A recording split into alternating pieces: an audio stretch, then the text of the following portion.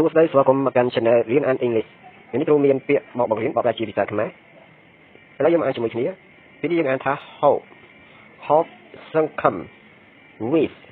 wish ជូនពរ wait រងចាំ stay ស្នាក់នៅ brow ក្លាហាន proud មោទនភាព study សិក្សា please មេត្តា write សរសេរ sleep ដេក slow យឺត call ហៅ say និយាយ talk ជជែក cake យក stop ឈប់ sick ឈឺ mind គំនិត how មាន game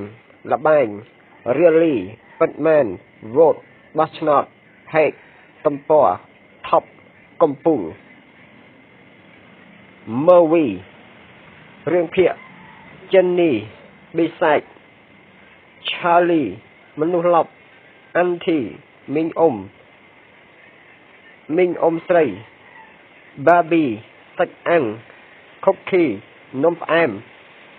Chunky អាហារចាស់